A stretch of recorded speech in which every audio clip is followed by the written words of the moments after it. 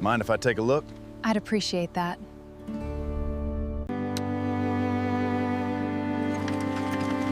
No, ma'am. It wasn't that much work. Thank you. I hope we meet again someday. The day I met Eleanor Whitmore, she was just another stranger stranded on a dusty Texas road. At least, that's what I believed. The day I met Eleanor Whitmore, she was just another stranger stranded on a dusty Texas road. At least that's what I believed. The sun was already beginning to sink behind the hills as I drove home after selling a load of hay in town.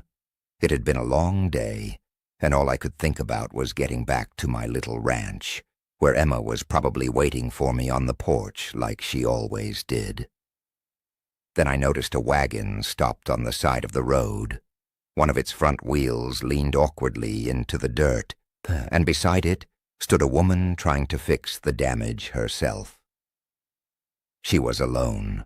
Her clothes, though clearly well-made, were covered in dust from the road. A loose strand of chestnut hair clung to her face as she struggled to lift the wheel without much success. She looked exhausted. To me, she wasn't someone important. She was simply another traveler who needed help. I pulled my truck onto the shoulder, grabbed my toolbox, and walked over. "Mind if I take a look?"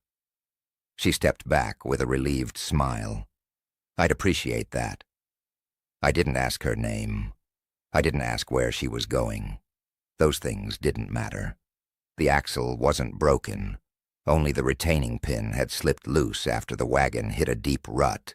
Using a small wrench, an old hammer, and a spare metal pin I kept inside my toolbox, I secured the wheel back into place. Within a few minutes, the wagon was ready to travel again. She looked at it in disbelief. "I thought I'd be stuck here until morning." I wiped the dust from my hands and smiled. "Looks like you'll make it before sunset." She reached into her leather bag and pulled out several folded bills. "Please, let me pay you." I gently shook my head. "No, ma'am. It wasn't that much work." For a moment, she simply stared at me, almost as if she wasn't used to hearing that answer. Then she slowly put the money away. Before climbing onto the wagon, she looked back at me one last time. "Thank you." A warm smile crossed her face. "I hope we meet again someday." I tipped my hat, climbed back into my truck, and watched the wagon disappear down the road. Then I drove home, never giving it another thought. I had absolutely no idea that the woman I'd just helped without asking a single question wasn't an ordinary traveler at all. She was the owner of the richest ranch in America. My name is Jacob Miller.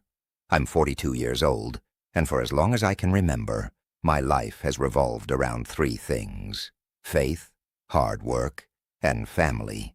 I'm a cowboy, not because it's what I do, but because it's who I am. Every sunrise finds me in the same place, walking through dew-covered grass toward the barn, feeding the horses before I've even had my first cup of coffee. Ranch life doesn't care if you're tired, worried, or carrying more problems than you can count. The animals still need feeding. The fences still need fixing. The work never waits. My ranch isn't impressive. It's small compared to the massive properties scattered across Texas. The barn has weathered more storms than I can remember. The tractor starts only after a little encouragement. Some fences lean just enough to remind me they're next on my list. And the bills seem to arrive faster than the money ever does. There have been plenty of nights when I sat alone at my kitchen table, adding numbers over and over, hoping they would somehow change. They never did, but every difficult day became easier the moment I heard the front door open. Then came the sound I looked forward to more than anything. Dad, Emma, my little girl, 8 years old. She has the brightest smile I've ever seen, and a heart that somehow grew even bigger after losing her mother. Emma loves horses with every part of her soul. She gives each one a nickname, talks to them as though they're old friends, and insists they understand every word she says. Sometimes I think she's right. More than once I've found her sitting inside the pasture reading storybooks aloud, while 3 curious horses stood around her as quietly as children listening to a bedtime story. Whenever we'd drive past one of the enormous ranches outside town, she'd press her face against the truck window. "Do you think we'll ever visit a place like that, Dad?"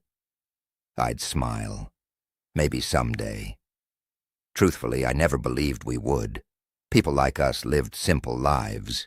We worked hard, paid our debts 1 paycheck at a time, dreamed modest dreams, and that was enough.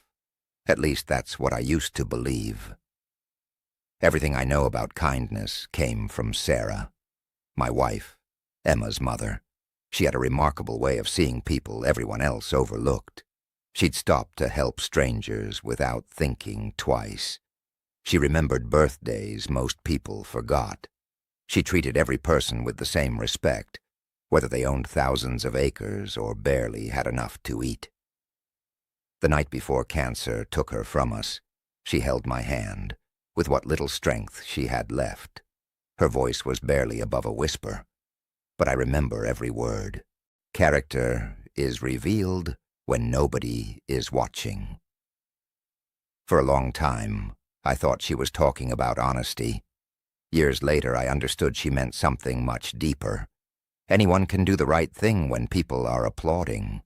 Real character shows itself when no one is keeping score, when helping someone brings no reward, when kindness costs you time, effort, or comfort. Since the day she left us, I've tried to live by those words. Not because I'm perfect, far from it, because every decision I make is another lesson Emma is quietly learning from me. Children watch everything. They become who we are far more often than who we tell them to be. That's why I stopped that afternoon to help the woman with the broken wagon. I didn't wonder whether she was important. I didn't ask what she could offer me. I didn't even ask her name. To me, she was simply a stranger who needed a hand. And as I drove home afterward, I never imagined that simple act of kindness would become the beginning of the greatest change our little family had ever known. Because in my mind, she had never been anything more than a traveler trying to get back on the road. About a week after I repaired that wagon, I found an envelope waiting inside my mailbox. At first I assumed it was another bill. That wouldn't have been unusual. Bills always seemed to know exactly where to find me. But this envelope was different. The paper was thicker, the handwriting was elegant, and pressed into the wax seal on the back was a ranch brand I had seen before, though only from a distance. Whitmore Ranch. I frowned as I carefully opened it. Inside was a handwritten letter. It wasn't from a secretary. It wasn't from a lawyer. It was signed personally, Eleanor Whitmore. For a moment I simply stared at the name. It sounded familiar, but I couldn't immediately place it. Then I remembered. Whitmore Ranch, the largest cattle operation in the country. Thousands of acres, award-winning horses, generations of ranching history. Every cowboy in Texas had heard the Whitmore name. Some admired it, others envied it. I'd simply never expected to receive a letter from it. The message was surprisingly simple. Eleanor thanked me once again for stopping to help her that afternoon. She explained that she hadn't properly expressed her gratitude before leaving because she had been in a hurry to reach an important meeting. Then she invited Emma and me to visit the Whitmore Ranch the following Saturday. No formal ceremony, no business proposal, just lunch. She wrote that she'd appreciate the chance to thank me properly. I must have read that letter 4 times before Emma came running into the kitchen.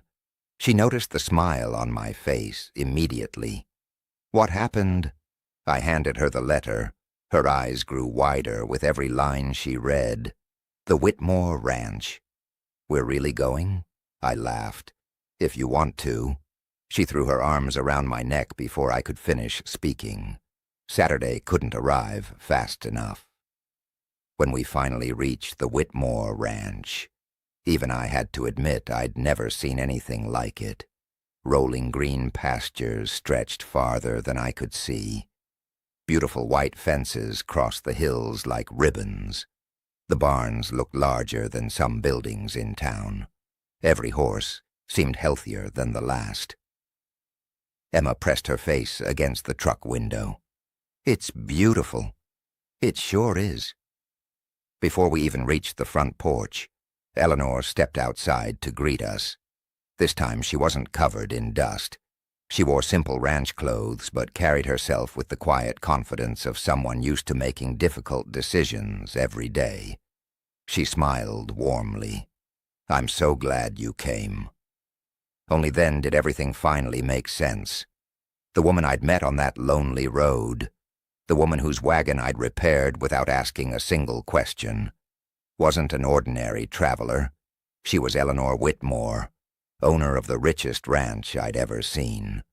For a brief moment, I felt almost embarrassed, not because I'd helped her, because I hadn't realized who she was. Then I remembered something Sarah used to tell me. People are people before they're anything else. That thought made me smile. Eleanor noticed. "You don't seem surprised." "I guess I am a little." She laughed softly. "Most people treat me differently after they learn my last name. I don't know how else I would have treated you. You had a broken wagon. Now you don't." For just a second, she looked at me without saying a word, almost as though she wasn't sure I'd spoken seriously. The truth was, I had. At that moment, a young boy came running across the yard. "Mom." He couldn't have been older than 8. "This is Noah," Eleanor said proudly. Before Noah could say another word, Emma climbed out of the truck. The two children looked at one another for only a few seconds. Then Noah noticed the small horse-shaped keychain hanging from Emma's backpack. "You like horses, too?" Emma smiled. "I love them." "So do I." That was all it took.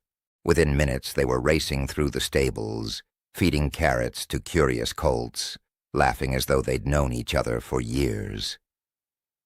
Watching them together felt strangely natural. Children don't care about bank accounts, or famous family names, or who owns the biggest ranch in Texas. They only care about whether someone wants to be their friend. As Eleanor and I stood quietly watching them disappear toward the paddocks, she glanced at me. I thought finding out who I was might change things. I looked toward Emma, laughing beside Noah, then back at Eleanor. "It doesn't. You were someone who needed help that day. And today," I smiled, "you're simply someone sharing lunch with my daughter and me." For the first time since we'd met, I saw something soften in Eleanor's eyes, because she had just realized something no amount of money could ever buy. I was exactly the same man who had stopped beside her wagon, even after learning who she truly was.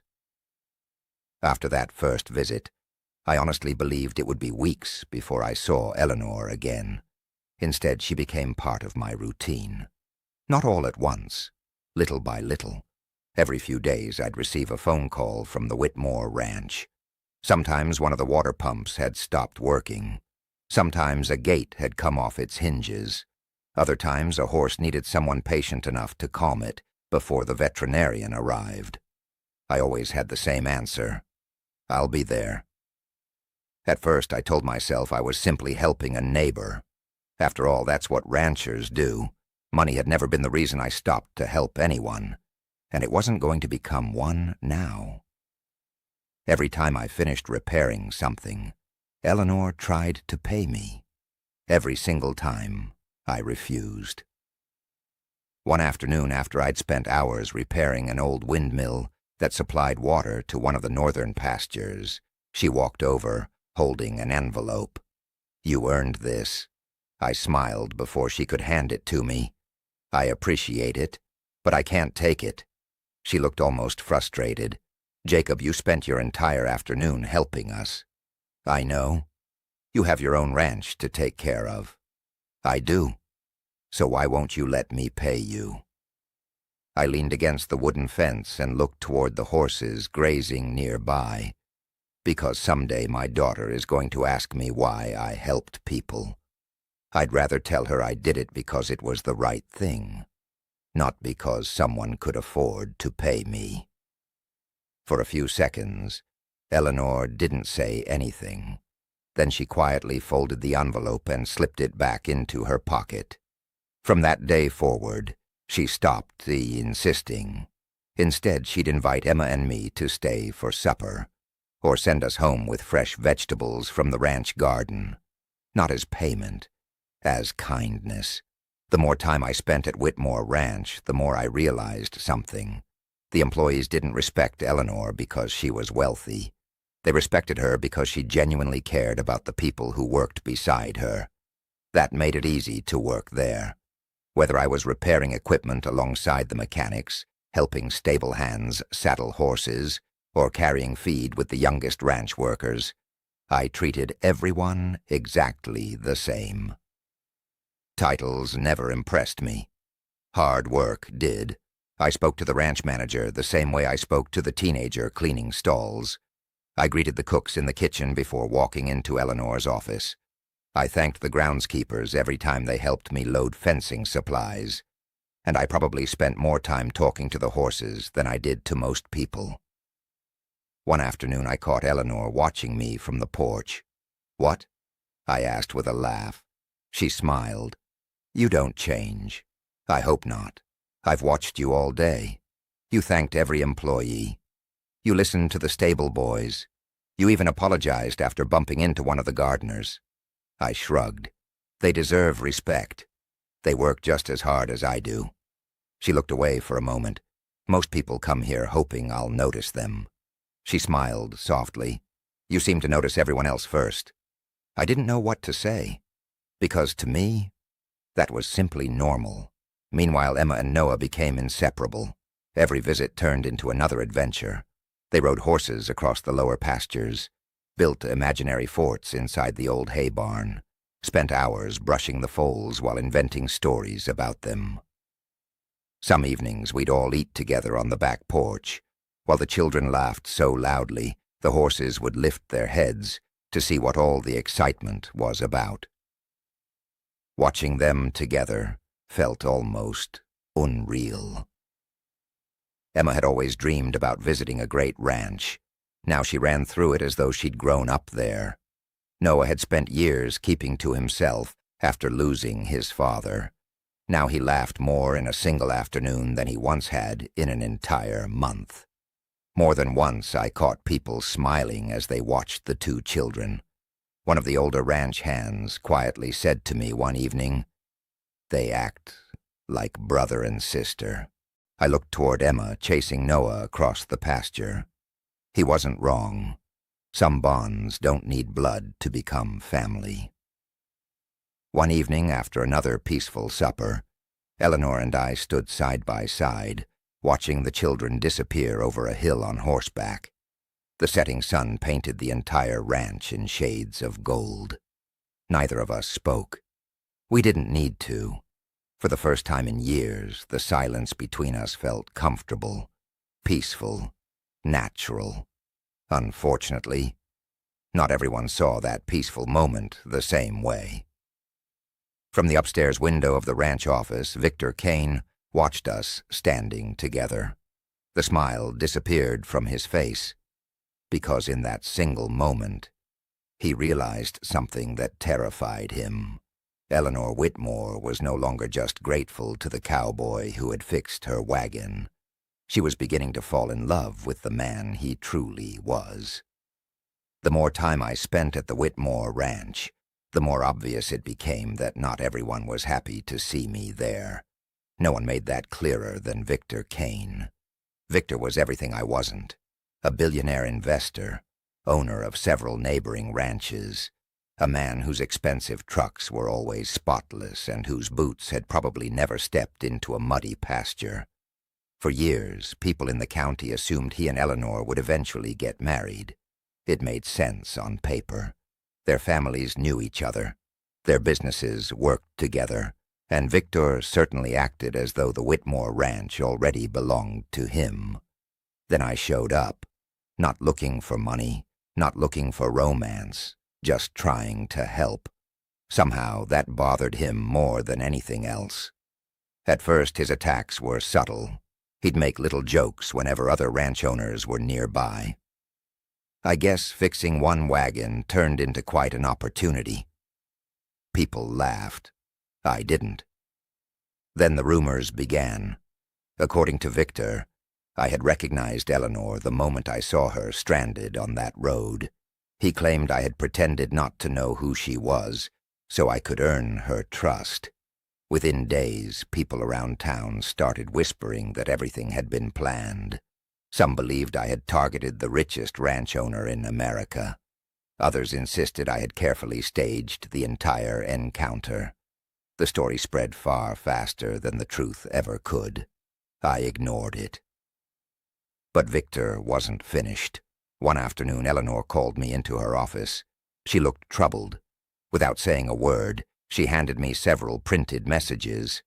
According to those conversations, I had supposedly exchanged emails with a financial consultant weeks before meeting her.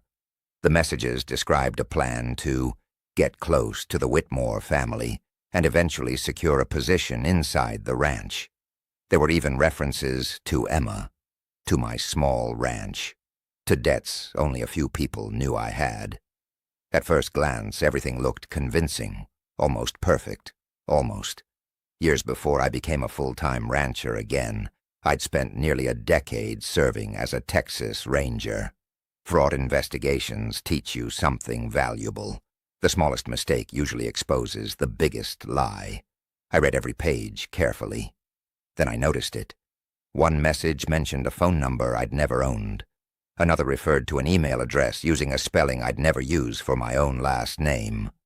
Tiny mistakes, but enough. I asked Eleanor one question. Have these been verified? She hesitated. They were sent anonymously. That was all I needed to hear. Over the next several days, I quietly began investigating. I contacted former colleagues from my ranger days. One worked in digital forensics, another specialized in financial crimes. Neither owed me a favor. They simply believed in finding the truth. The evidence started appearing piece by piece. The emails had been created from temporary overseas servers. Several digital files had been altered minutes before being printed. Money had changed hands between shell companies connected to Victor's investment group. One employee eventually admitted he had been offered a large sum to leave a flash drive inside the ranch office, where Eleanor would eventually find it. Another confessed he had been instructed to repeat the same rumor in 3 different towns. Victor hadn't simply spread lies. He had built an entire story around them, every piece designed to make Eleanor doubt me, not because he feared losing an argument, because he feared losing her. When I finally gathered enough evidence, I placed everything inside a folder and drove toward the Whitmore ranch. Halfway there, I pulled my truck onto the side of the road. I sat quietly behind the steering wheel for several minutes, looking across the open fields, thinking. The investigation was finished. Victor's lies would soon collapse, but another thought kept returning. Even if Eleanor believed me, would my presence continue bringing trouble into her life? She already carried the weight of an enormous ranch. Hundreds of employees depended on her. An entire legacy rested on her shoulders. The last thing she needed was a man whose name had become the center of another public scandal. For the first time since meeting her, I made a decision that broke my own heart. I would leave before Eleanor was ever forced to choose between me and the ranch that had been her family's home for generations. The meeting took place 3 days later inside the main conference hall of the Whitmore Ranch. By then everyone had heard the rumors. Some believed I had manipulated Eleanor from the very beginning. Others believed Victor Kane. A few simply came because they wanted to see the truth for themselves. The room was full.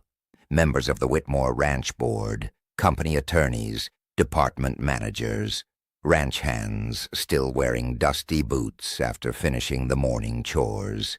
Even people from town stood quietly along the back wall, hoping to witness whatever was about to happen. Victor arrived looking as confident as ever. He greeted board members with easy smiles, shook hands with investors, and glanced at me as though the outcome had already been decided. I didn't return the look. Instead, I placed a worn leather folder on the conference table. Everything I had discovered during the investigation was inside.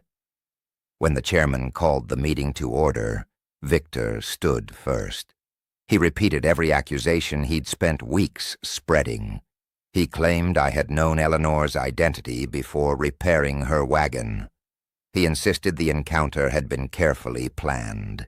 He even held up copies of the forged messages as proof. When he finished, several people looked toward me. Waiting. The chairman nodded. "Mr. Miller, it's your turn." I stood slowly, opened the folder, and began laying the evidence across the table, one piece at a time. First came the forensic report proving the emails had been created from anonymous overseas servers. Then the metadata showing the files had been edited only hours before they were anonymously delivered to the ranch. Next came the banking records. Money transferred between shell companies. Payments made to temporary accounts. Every trail eventually led back to businesses secretly controlled by Victor Kane. The room grew quieter with every document. Then I called the first witness. One of Victor's former assistants admitted she had been instructed to print fake emails and leave them where Eleanor would find them. A technology consultant explained how the digital records had been manipulated. Finally, a former accountant from one of Victor's companies testified under oath that employees had been offered bonuses to spread false rumors throughout the county. By the time the last witness finished speaking, nobody was looking at me anymore. Every eye in the room was fixed on Victor. For the first time since I'd met him, his confidence disappeared. He tried to interrupt, claimed everyone had misunderstood, blamed former employees, questioned the authenticity of every report. But facts don't become lies simply because someone refuses to accept them. The chairman quietly reviewed the final documents before looking around the room. "I believe we've heard enough." The vote was immediate. Every board member except Victor raised a hand. His investment agreements with Whitmore Ranch were terminated on the spot. Every pending contract was suspended. The complete investigation was turned over to state authorities for fraud, forgery, bribery, and financial misconduct. Two investigators waiting outside entered the room and asked Victor to accompany them. He looked around, hoping someone would defend him. No one did. Without another word, he picked up his jacket and walked out. The same man who had entered believing he controlled the future of the ranch left completely alone. Silence filled the room. Then Eleanor slowly walked toward me. There were tears in her eyes. I should have trusted my heart from the beginning. I gently shook my head. "You trusted the evidence you had. That's what responsible people do." She looked at me for a long moment. "I know something now that I should have known all along." I smiled softly. "And what's that?" "You never wanted my money." I couldn't help laughing quietly. "Eleanor, the day I stopped beside your wagon, I didn't even know your name." She smiled through her tears. "I know. And somehow, that means more to me than anything I've ever owned." People surrounded us, offering congratulations and shaking hands. The ranch had been saved. Victor's lies had been exposed. Everything had finally been made right. Late that evening, after everyone had gone home, I quietly returned to the small guest room where I'd been staying during the investigation. I packed my toolbox, folded my clothes, loaded everything into the back of my old pickup. The ranch no longer needed me. The truth had won. My work was finished. Before sunrise the next morning, while the entire Whitmore ranch was still asleep, I started the engine. I didn't knock on Eleanor's door. I didn't wake Noah. I didn't even leave a note. I simply drove away, without saying goodbye to anyone. I had driven only a few miles from the Whitmore ranch when I reached the stretch of road where everything had begun. The same dirt road, the same rolling hills, the same endless Texas sky stretching beyond the horizon. Only this time, there was no broken wagon waiting for me, no dust, no uncertainty. The setting sun painted the fields in warm shades of gold, and for a moment I found myself smiling as I remembered that afternoon. Funny how a single decision can change an entire life. I was about to keep driving when I noticed someone standing farther down the road. I slowed the truck. Then I stopped completely. It was Eleanor. She wasn't wearing the elegant clothes people expected the owner of the Whitmore ranch to wear. She looked exactly as she had the first day we truly talked, after fixing her wagon. Simple, beautiful, real. I stepped out of the truck, and for a few seconds neither of us spoke. The silence wasn't uncomfortable. It was the kind shared by two people who already understood each other without needing words. Finally, Eleanor smiled. "The day you fixed my wagon." She laughed softly, shaking her head. "You never even asked my name." I couldn't help smiling. I didn't need to. She looked down for a moment before meeting my eyes again. There were tears gathering in them. "You treated me like I mattered." She paused, her voice trembling. "Before you knew who I was."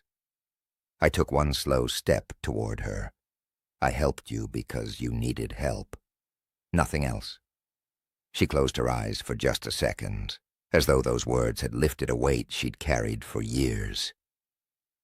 "When people meet Eleanor Whitmore," she said quietly, "they usually see the ranch. They see the money. They see the last name. Very few people ever see me." I smiled gently. The woman I met that afternoon wasn't America's richest ranch owner. She was someone standing alone beside a broken wagon. And that's all I needed to know. A tear finally rolled down her cheek. She laughed as she wiped it away. I think that's the first time anyone has ever said something like that to me. Neither of us noticed the distant sound of hoofbeats until it grew closer. We both turned. Emma and Noah came riding across the pasture as fast as their horses would safely carry them. Emma was waving both hands above her head. "Dad!" Noah was laughing beside her. "We found you." The two children jumped off their horses before they had completely stopped. Emma wrapped her arms around my waist. Noah hugged his mother. Then they looked at each other with enormous smiles. "I told you he'd still be here," Emma whispered. "I knew he wouldn't leave," Noah answered proudly. Eleanor laughed through her tears. "So this was your plan?" The children exchanged guilty smiles. Neither of them denied it. I shook my head, pretending to sound disappointed. "I guess I've been outsmarted." Emma grinned. "You never had a chance." For the first time in a very long while, laughter filled that lonely country road. Not forced laughter, not polite laughter, the kind that comes from finally realizing you're exactly where you're supposed to be. A few minutes later, we saddled the horses. I left my truck parked beside the road. There was no hurry anymore. Emma rode beside Noah, the two of them talking excitedly about everything they planned to do together the following weekend. Eleanor guided her horse alongside mine. Without saying a word, she reached over and slipped her hand into mine. The sun slowly disappeared behind the Texas hills as the four of us rode toward the Whitmore Ranch, toward home. As I looked ahead at the children laughing beneath the golden sky, I realized something that hadn't been clear to me until that very moment. The day I fixed a stranger's wagon, I thought I was simply helping someone get back on the road. I never realized that road was leading all of us home. If you had met Eleanor that day, would you have treated her differently if you knew she owned the richest ranch in America? Let me know in the comments. And if you enjoy stories about kindness, family, second chances, and cowboys who never give up, subscribe to the channel and join us for the next story.